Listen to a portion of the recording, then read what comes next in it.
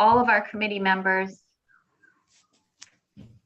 except for Lauren. She couldn't make it. But I do have her permission if someone would like to nominate her as committee chair, which is I our nominate. I motion. order of business. Thank you, Teresa. So I'll second that. nominated, Second. seconded by Joe. All those in favor? Aye. Aye. Any opposed? I think that was all unanimous. So Lauren would be committee chair. Though she's not here, I'm happy to run the meeting in her absence or hand it over to another committee member, whatever your pleasure is. If you're prepped, why don't you run it? No. Okay. I'm prepped through Dr. Casimiro, so I will hand it over to you. Okay, not a problem. Good evening, everybody. So there were two items on the agenda. One was, and this was a conversation with Rachel, one was really just about a literacy update. The last board meeting, we kind of gave you a very fast drive-by of the legislation and what's coming. And so certainly to the best of our ability, we can try to answer some questions about what we're doing kind of proactively in the background. And then the second one was about just a little update on the portrait of the graduate. Again, board meetings are kind of hard to get a deep dive or to kind of ask questions. So certainly another opportunity to do that. And, all of these things are sort of in process and in flux. And so, happy to have those kind of ongoing conversations. So what I can do is I did prepare a little PowerPoint just to make it easier because we're on Zoom. So let's, that's not what I wanted.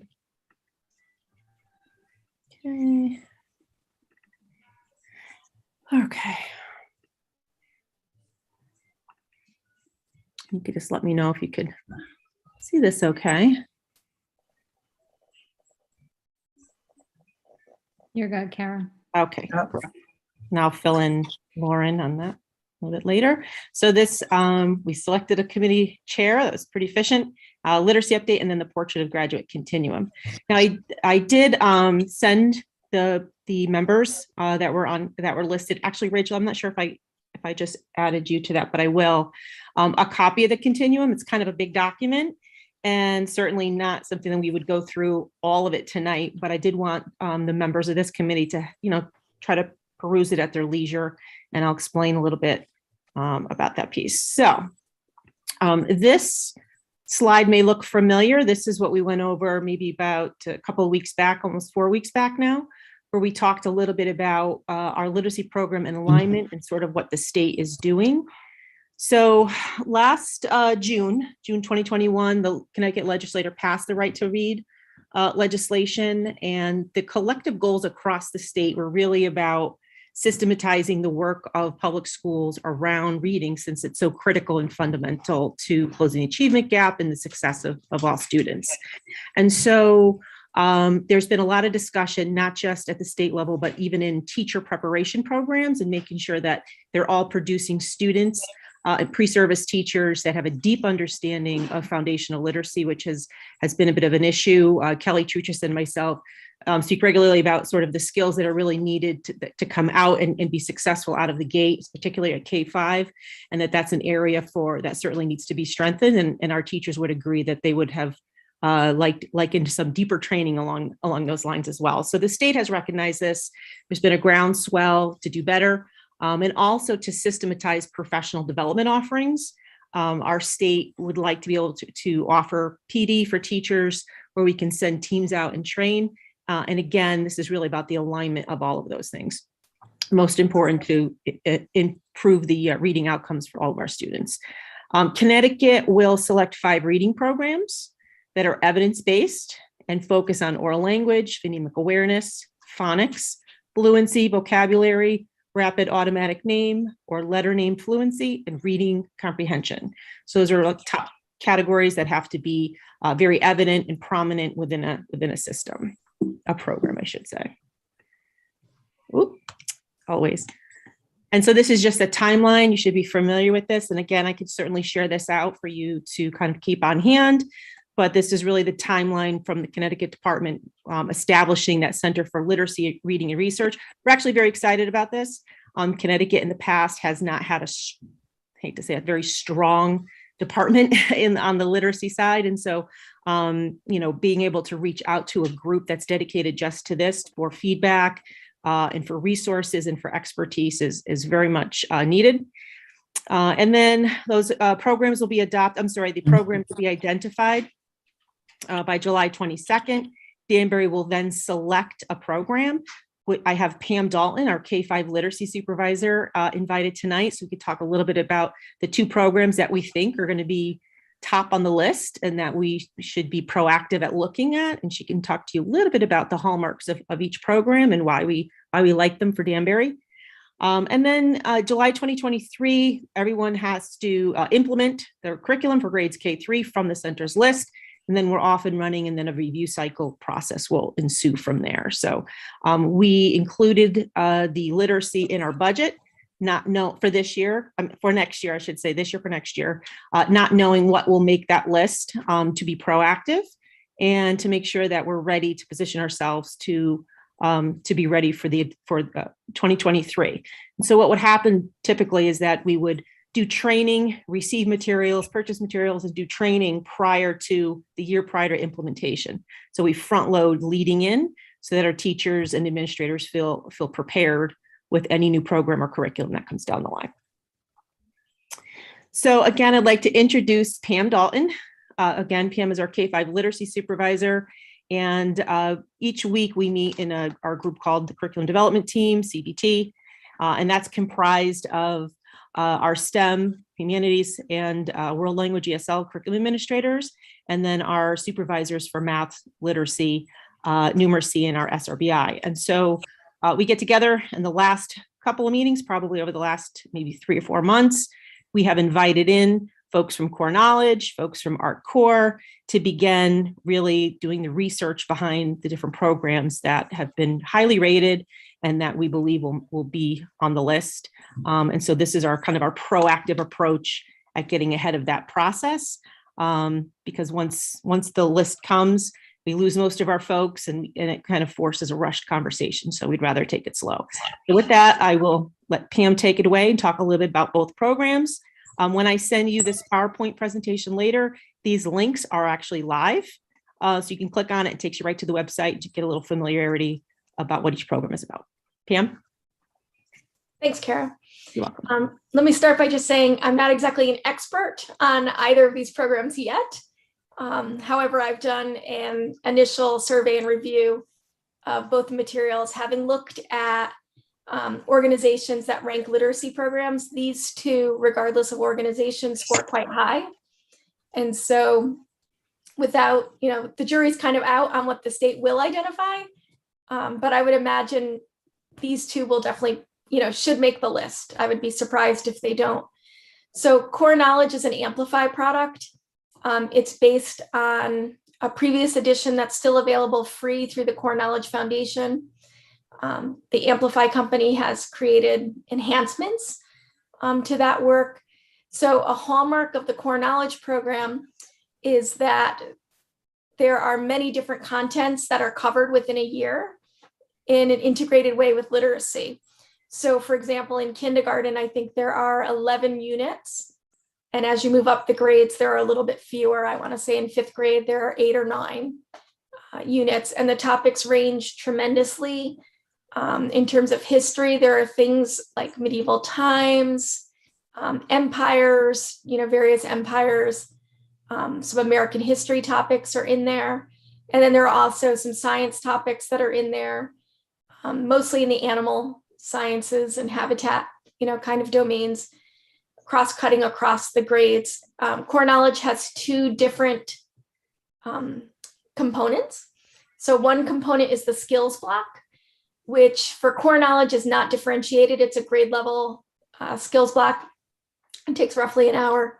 And then it has the knowledge block, which is the other half, which is where the rest of the ELA would occur. So some more reading, some writing. It's a little writing light. They're all kind of in that component of their program.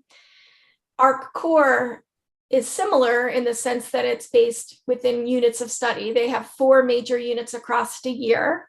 And it's similar also in that it has 2 different blocks of time. So one block is the foundational skills block, and they have a K-5 foundational skills block that's differentiated.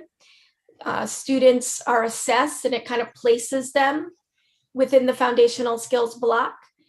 And there's materials, like it's a toolkit, that teachers are given that kind of guides that work along each of those levels. And that work changes as kids increase their proficiency during the skills block and the foundational skills. And then it has also another block where the main ELA occurs, grounded in 3 topics across the year. So one topic focuses on argument, an essay, and interpretation. One argument focuses on research-based things. Usually it's a science unit. And then one unit focuses on a literacy or a literature kind of component. So that they're a little different in the number of units. The ARC Core units go a little bit deeper into some topics, whereas the core knowledge does more of a survey kind of approach of topics. Both are rated very high in building background knowledge. So they have that as an advantage to either of those programs. A component of ARC Core that I think is especially strong is that it is aligned with the NGSS standards, the Next Generation Science Standards. So the topics that the students learn about in ELA when they're reading about informational topics have an alignment with the storylines that exist in NGSS as well. So that's helpful. It's kind of like an overview of each of those. We brought the representatives in. They've gone through and described them. They both include assessment pieces. So the ARC Core assessment pieces place students not only in those foundational skill groups, but then along the way in terms of vocabulary development, background knowledge, and each of those areas. And core knowledge similarly has assessments kind of embedded into each of the units and each of the programs. So they both have that. Core knowledge is because it's an Amplify product, it does have a nice alignment with DIBELS, which is the test that we use as a universal screener. So there are advantages and I don't want to say challenges, but each has a different opportunity of these 2. Thanks, Pam.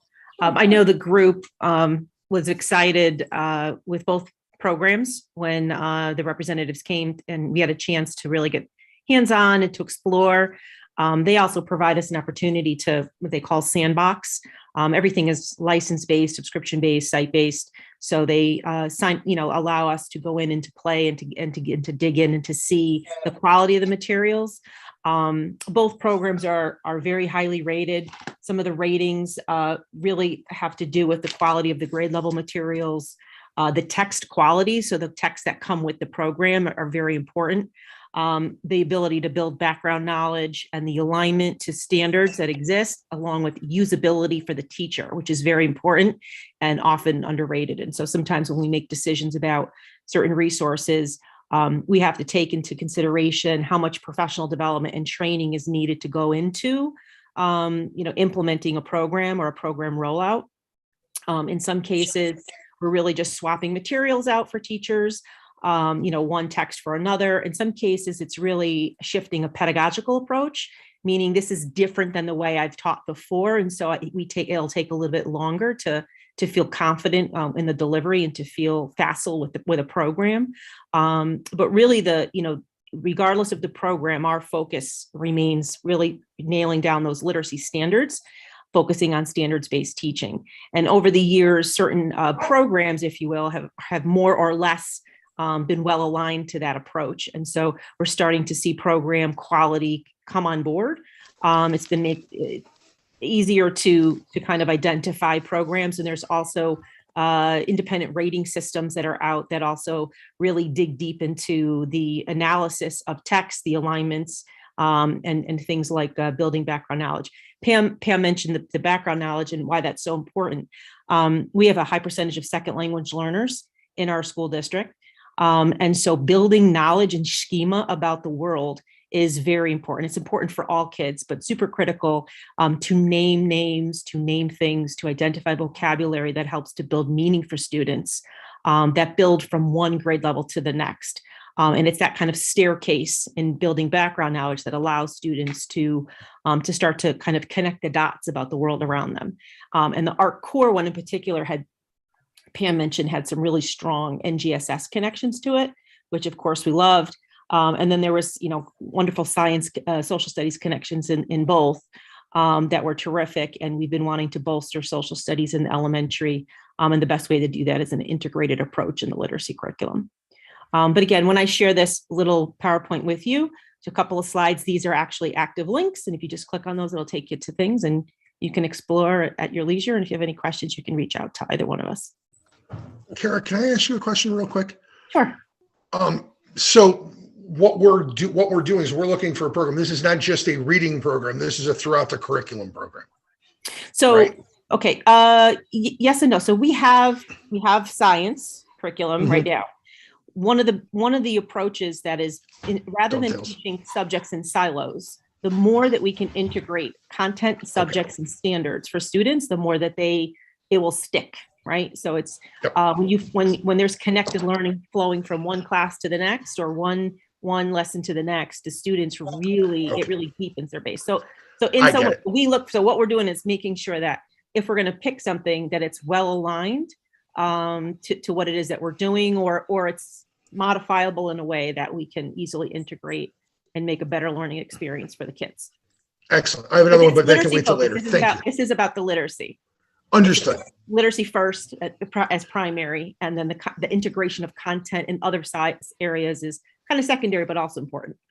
Perfect. Thank you. You're welcome. Kara, Yes. this is for K through 5? Yeah. So the legislation is K3. But what's going to happen, Teresa, is that, depending on what makes the list, we're going to have to go back and to assess. One of the things that I really like to make sure that we have is continuity in our programming, and that they're things align, right? So students move as they progress through grade levels. Teachers move from second grade to third grade. We want to make sure that we're using things and resources and have professional training and knowledge on pedagogy that is aligned and similar, and that we have common language and routines. And so we'll most likely want to adopt a K-5 program for that continuity.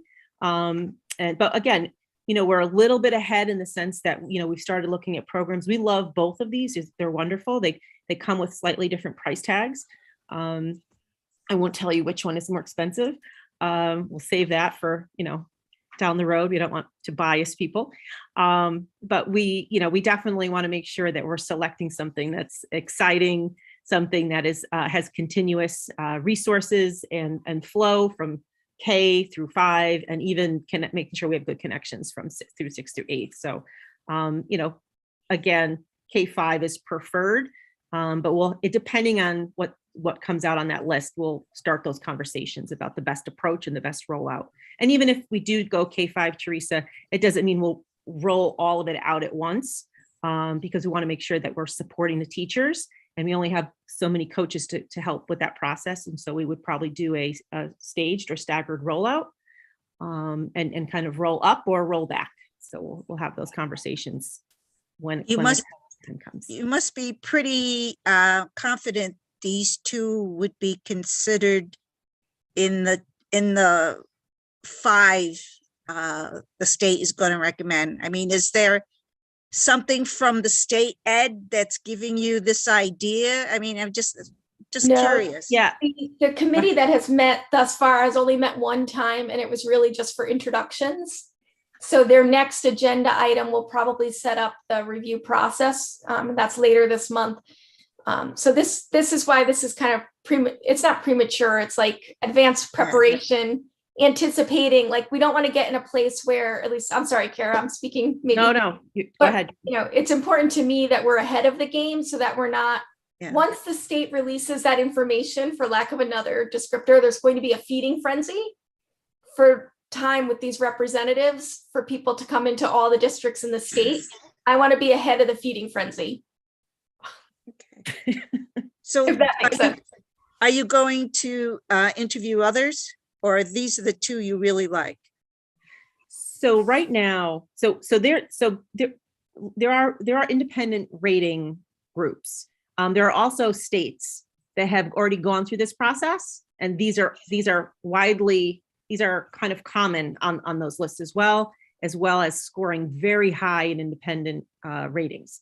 And so, as when we looked at that, maybe like the top 4 or 5, these kind of were a little bit head and shoulders above everyone else. And there isn't anyone that we talk to that's like thinks that these two won't be on that list. And so, it's based on our years of reviewing these types of things, looking at the research behind it, and understanding the precipice by the movement from the state on what they're looking for to change. And these programs really do satisfy those areas quite a bit. Thank you. You're welcome. And Kara, if I could just add in a little bit about just on top of doing this, I think it's also important for this committee to be aware that the special education teachers have also undergone this year some additional training on 2 different programs that are really hallmarks for students with disabilities. So all students will participate in the core programming that we do at the K-5 level, but sometimes we find students that have challenges in the area of reading, particularly in phonics or other areas that need more.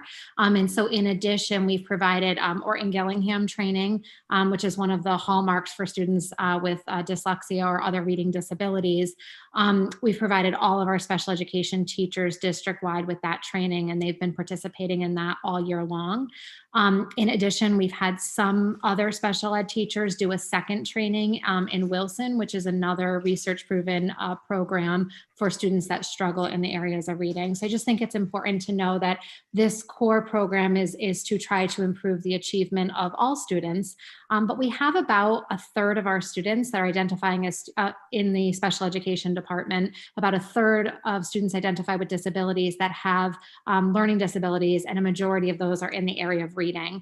And so we've also done that additional work in kind of advance to help merge it all together to make sure that we're servicing all students. And I know a core component of the discussions around what core program is best is also looking at our multilingual learners, because that's going to be important, particularly here, to make sure that we pick a program that is meant for students that are learning or acquiring English or dual language learners.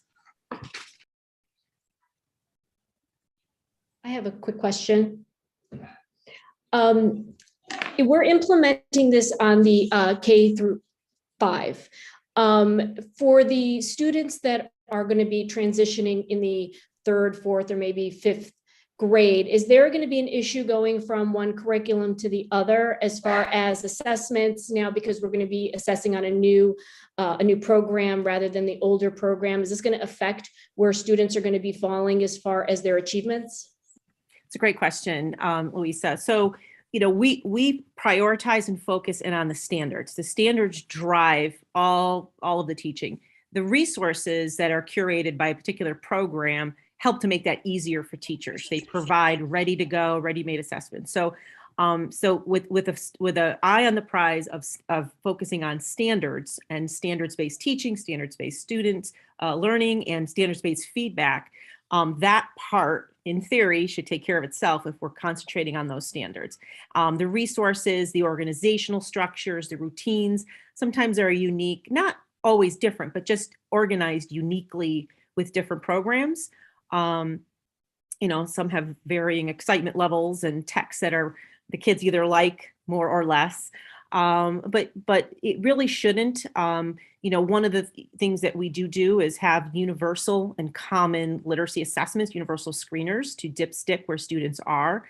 And so if there are any hiccups or if there's any blips, certainly we'll pick that up in sort of the universal screener that's across the entire K-5, regardless of the program, because we're still looking for those foundational pieces present no matter what we're using, that those are important.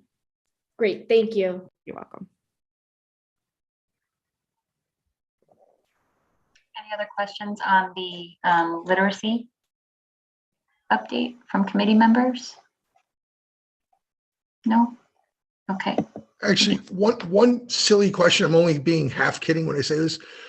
Is it appropriate to hope one of these, whatever program we pick, is going to actually concentrate on teaching kids how to spell, like, intentionally, rather than what we're doing now, which is like by accident?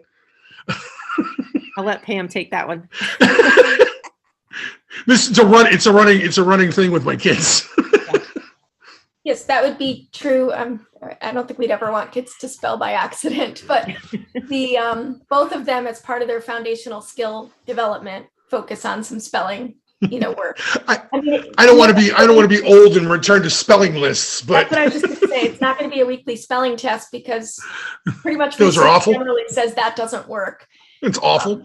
Yeah, but they all focus on the patterns and the orthographic mapping related to spelling that should provide success to students over time. Awesome. Thank you very much. Sure. Is there what program are we using now?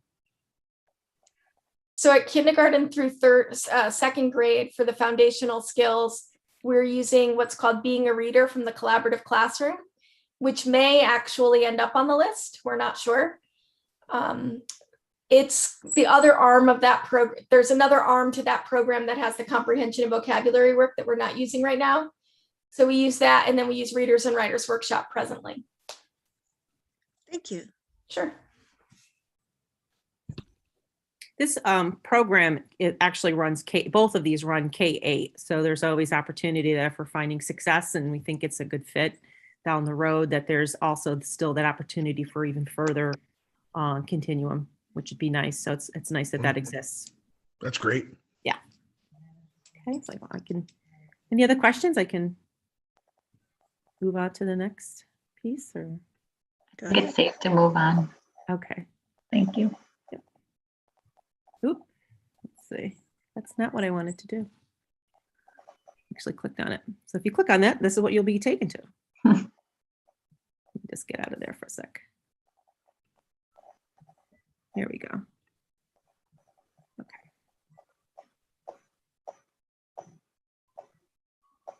Okay, so just a little update on the portrait of the graduate. You've seen this a few times already now at this point. And so, we took probably a good year and a half to get to the place where we've established advocate, collaborator, communicator, innovator, and learners. And then, sort of the big question is, so what do you do with all this stuff? Does it live on a website and people just admire it from afar, or do you actually do something with this and integrate into student learning? Now, recognizing that some things are measurable and some things are more aspirational. And usually the good stuff, the kind of things that you say, I'm really proud of my child for, are the hardest things to measure. But those are the things that sometimes are the most important to discuss. So I did share with you in an email the Draft Continuum.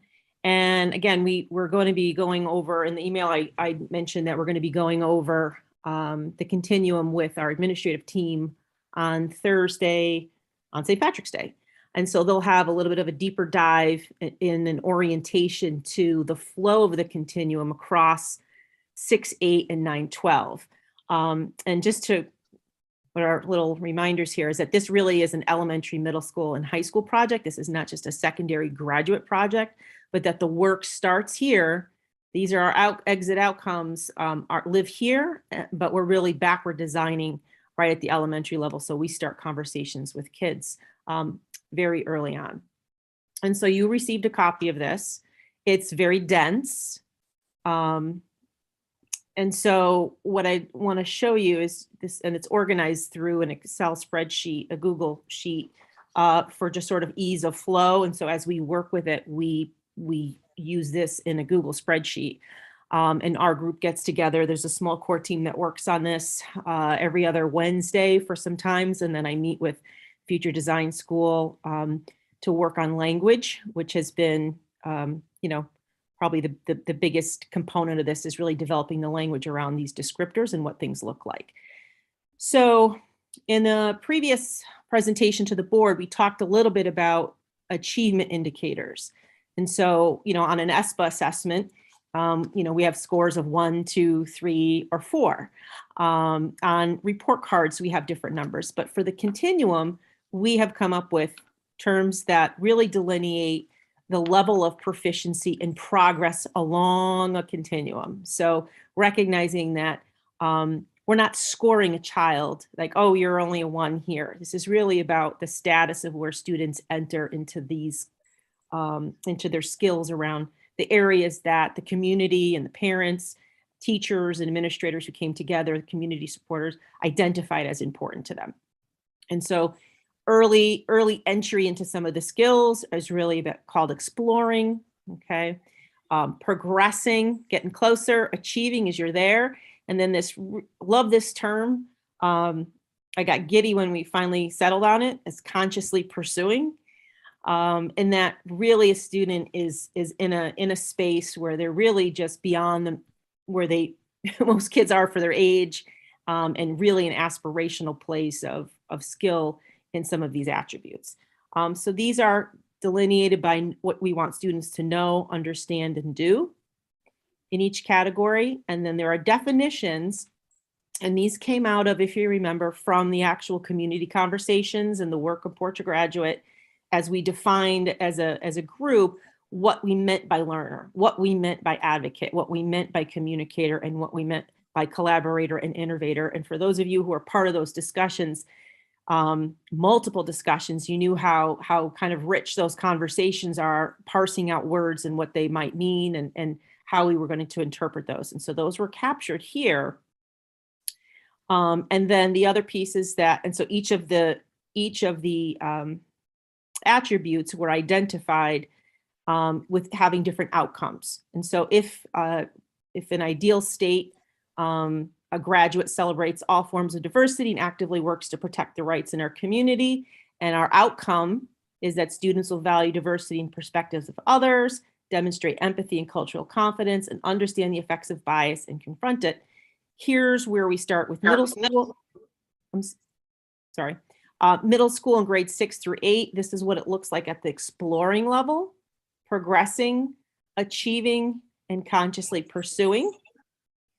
And then at the 9-12 level, this is what and don't mind the dark bold, we're still working on lots of language, what it would look like at a little bit of a deeper level, a little bit more sophisticated level for grades 9 through 12. We had wrestled, just for the group, we wrestled initially with coming up with a 9-10 continuum and an 11-12 separately. And we really started to get a little convoluted in the language. There's only so many ways you can build and on top of these things without language starting to crisscross. And so we decided that we may have been overshooting, and that really, at the end of the day, a 9-12 continuum was really important. It gave the entire high school and teachers who teach at different grade levels really common language across. So we have advocate 1, advocate 2. So these are outcome 2. Collaborator, outcome 1. Collaborator, outcome 2. Okay, this is interesting. I'll just stop here for 1 second. I mean, again, it's a lot to digest. It's not necessarily appropriate for a Zoom to go into every single one of these, and we'll be here till midnight. But apologize for my paparazzi here. Hang on. Students will assume shared responsibility when working interdependently to accomplish goals and persevere through disagreement to build common understanding. George, can you just grab the dogs for me, please? The dogs. Okay. Sorry, guys. Someone's here, so they're doing their job. So what does this look like in a classroom? How do you coach a student around this outcome, right? And so what would it look like at the achieving level in middle school, let's say? So a student clearly understands the vision of the team and achieves their own independent goals to contribute to the overall success of the team.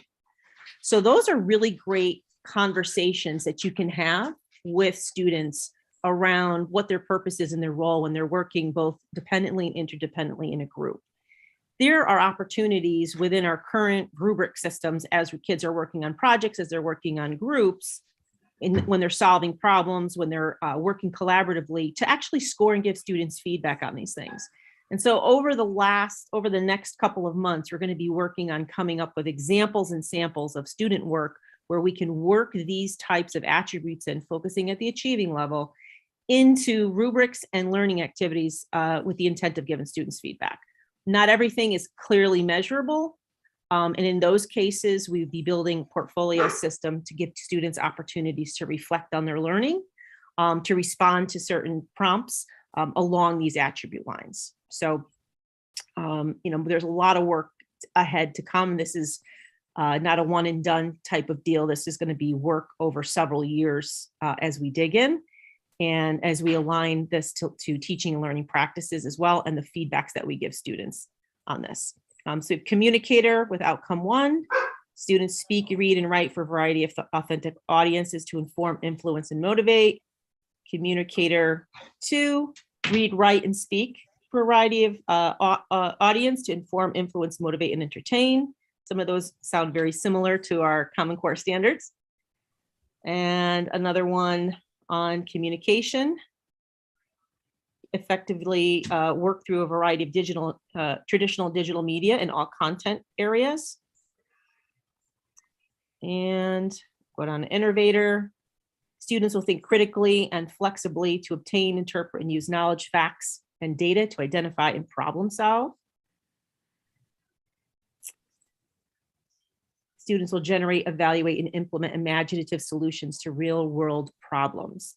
So how do you score those things? And so those are questions that we're having now with our teacher ranks and with those who are working most closely to this. What does that look like how do you score a student on implementing imaginative solutions to real world problems? So really, again, how do we build some of these learning points into our instruction to kind of spark these conversations to generate this? So again, not everything is a score. It's not an A or a B. It's really about aspiring students and getting them to reflect on their work. So what you see Karen, I here. think Teresa has a question. Oh, I'm so sorry. I can't Hi. see. No, that's okay. It just, a lot of this is emotional learning, and I could see how would you grade this? I mean, So, yep. on top of what you got to learn, you're asking for a lot of open mind and incorporating or realizing any biases. This is hard to, judge. How do you Yes. And that's why the rubric is so important. Right. And so these are, it's a great question, Teresa. And one I can tell you that as a group, we sit around the table and we talk about, well, what does that really look like? What the beauty about this process is that, we're very used to talking, we're very used to identifying, okay, so I know how to add and subtract, Right. two-digit numbers. That is very concrete, where you can, it's black or white, Right. you did or you didn't do it, and this is what you need to do to practice on it. These are harder conversations to support. Yeah. These are, yes, but this is the stuff that we're saying as a community, right? That we want to build innovators. And really a lot of this has to do with mindset and how we coach kids to persevere through struggle. How do we coach them to problem solve? How do we coach them to get along and be leaders within a group?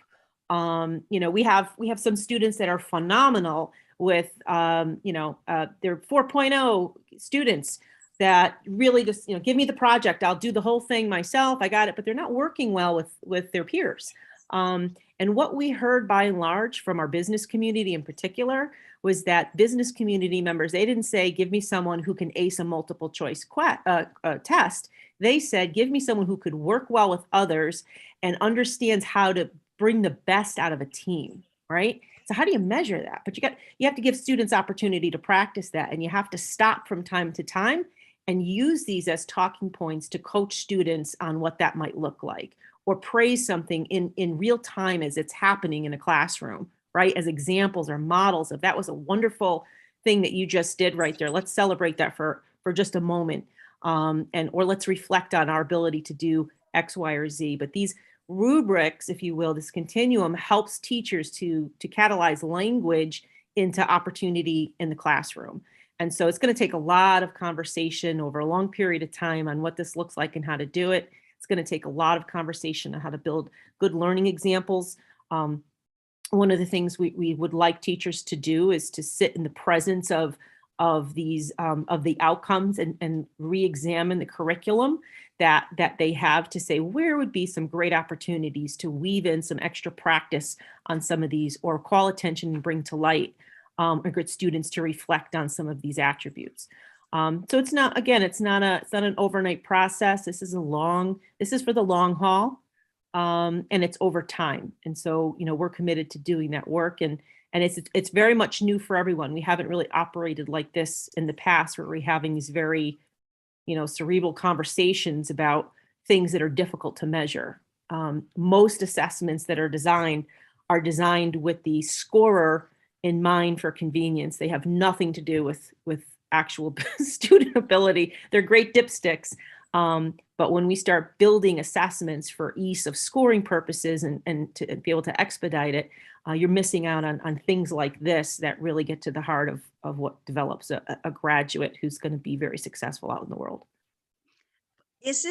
Are we asking a lot of our students, the academics and the emotional at the same time, and this point in time in their life? I mean, this is a lot of stuff.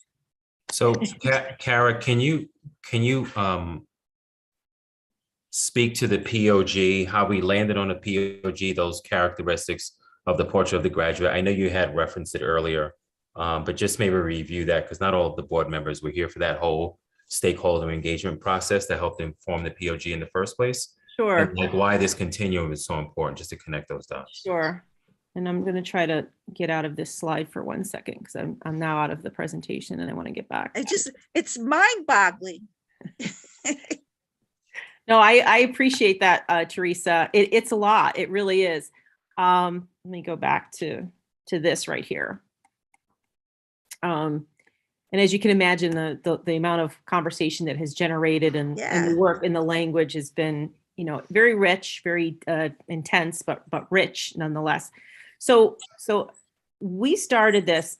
Kevin, am I wrong in saying, did we start this in 2018? We talked about it in 1819 as we were developing the strategic plan, and then the POG was actually an extension of the plan. Right. And then the POG became its own thing during the pandemic. Initially, we paused, and then we picked it back up and ran fast. I had to go back to the year because it was a blur with the pandemic. So, but yeah, so we started off initially with community conversations, and I think we had 60 people or so from the community, maybe more. Family liaisons, folks in the business community, organizations and of different higher education. Yes, higher ed was there, business members, DSABC, mentor programs, to bring them to the table to talk about sort of the ideal outcome for the graduates in Danbury. What is it that you're looking for in our students? And over time and time again, I can't emphasize enough, how much the idea of collaborator, communicator came out. Someone who can innovate and think creatively and critically and flexibly to solve problems. People that could work independently as team members and interdependently together, and people who are self-starters and learners. We spent a lot of time on this word learners as lifelong learners, self-starters, independent thinkers. This evolved many times over the course of a year and a half about what we were really trying to get to. And then this idea about advocates, living in a world that can sometimes, be kinder or less to more kinder or crueler to others, and how do you approach situations and you make sure that everybody is participating and it's fair and that you're working together collaboratively, and you're bringing your friends along with you on the journey, and no one's left out. And we're doing this together. And when something's not right, that you have the courage and the language to speak up, to kind of call things out if there's an issue with something. So these are really deep conversations that we had with those community members. the teachers participate. We had teachers participate. We have administrators participate. Our board members participated greatly and led a lot of those table conversations, which were very intense around. So we landed on these as a result of literally a year and a half, almost 2 years of community work together that was quite amazing and fairly well done. And then identifying then another layer of work with defining these and then deciding what those outcomes, so what do you want out of this? And that work sparked into, so what does that look like when you're in high school? What does that look like you're in middle school? And then how do we identify sort of the seedlings of success at the elementary level so we can cultivate students to be thinking with a mindset that will eventually graduate with these great qualities. But it doesn't come, these things are not built into your Common Core standards necessarily. Some of them are, not all of them. They're not necessarily built into your math curriculum. These are things that you have to consciously pursue in while you're teaching with students and be able to provide students feedback on. And Teresa, you mentioned about the social emotional piece. We don't have a curriculum per se on social emotional, right? Like there's no script that says you have to do social emotional. We have training, not necessarily a scripted program. The training allows teachers in real time to know when to work in and stop and to address and adjust on the fly to be able to invite students into that social emotional learning or to take a moment to grow in something that was happening, whether it's self-regulating or anything along those lines. So a lot of the bullets that you see in the continuum have great discussion points for teachers to be working with students and coaching on that mindset as well. So, the training that we provide teachers with social emotional and some of this stuff actually dovetails nicely and builds. Thank you. I have a quick question. These bullets and a lot of this information you're giving to us on Portrait of a Graduate, I think is very important and definitely something that I see children need as they're going into higher education and out in that real world. When we're looking at the curriculum changes on K-5, are we keeping these in mind as we make our choice for our new curriculum? Absolutely. Yeah, absolutely. That's a great question. I'm so glad you asked that question. Yeah. So part of what we look at in programs is that ability to integrate in all areas. And there is no perfect program per se. You could look at 100 programs and, as Pam said, some of these are a little light on the writing. So we're going to have to build that piece up, or there's, this one's better aligned to the science. And so if we went with this one, we'd have to do more work in that area. So there is no perfect program, but we do look for components that would build off of what our vision is, right? And so if we're saying that these are what's important to us, then we'll be looking for that, using this as a lens as we make those selections in conjunction with all the other things that we have to look for, and we have to weigh those areas where we may do more or less work to shore up some things. Now, those two curriculum options that were just presented, those seem to fall into this as far as the Portrait of a Graduate. Is that taken into account when we narrowed it down? Can I jump in, Kara? Yeah, sure. Yeah, please. So I would say yes to that. I can give you an example if you'd like. So for example, and I'm not going to pick the exact topic correctly, but like, for example, with like our core, any of them really, like advocate when you're in the argument unit, right? You have to study something else that you can advocate for your point. Debate will be included, things like that. Collaborators in a research unit, you're going to have collaboration. In a literacy unit, you're going to have collaboration. Communicating, that is ELA. So that's going to be embedded into any of the programs that we might choose, as with learners. Innovators would probably show up more when they're working on their own projects. So if they're doing a research-driven project, how are they going to communicate about that project? So these elements will be like, I don't know what the right word would be, but they're like inherent in any good ELA program. Thank you. Thanks, Pam.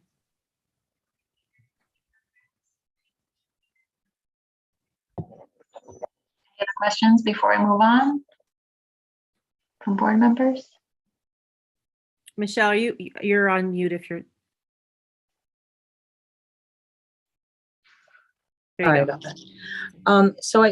You had mentioned that it's hard to grade the social emotional. It looks like it's really going to be interweaved, right, through the process. How does that compare when, you have a senior graduating and, that 4.0 is extremely important to the student and to the family. If you're going to be kind of focusing more on, communicating and, arguing points or collaborating, like more involvement based, trying to grade somehow. How does that affect, like when you're going to schools, if we're choosing this new kind of program, how does that now, if somebody's going to go ahead and they're not in Connecticut, maybe applying to a school in Vermont, how will that impact Sure. their grading?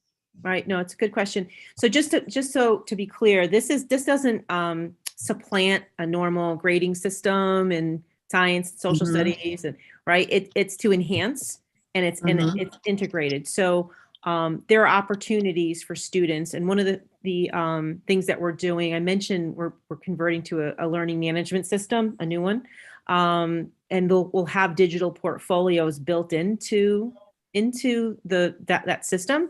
So students can reflect on some of these questions that are posed around the attributes. And you can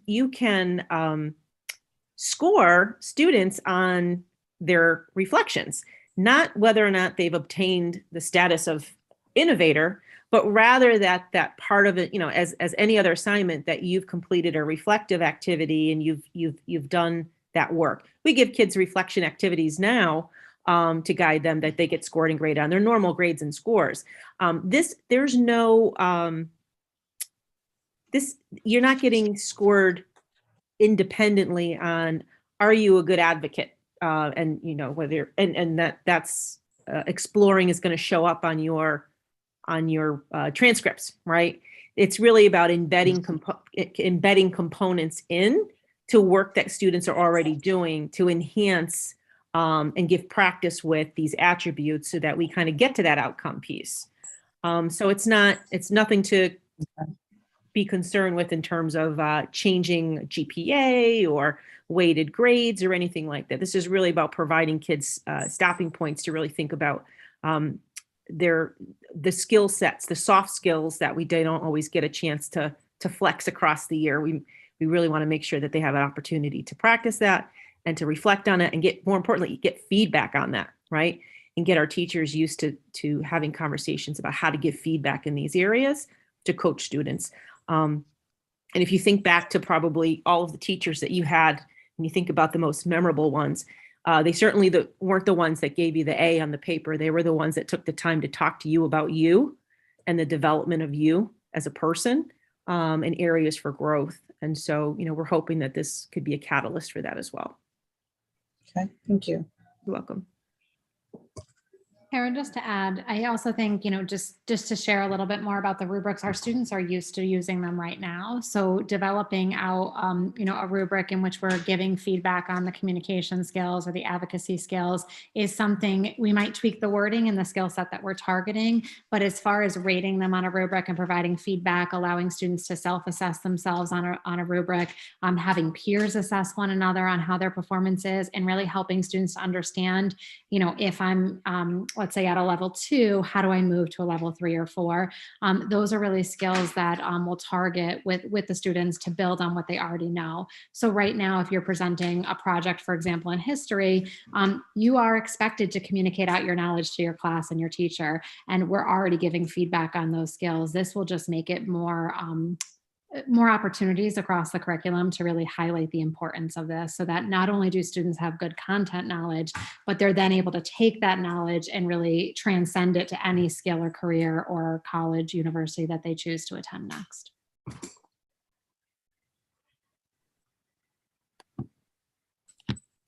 Any other questions from board members or committee members, I should add?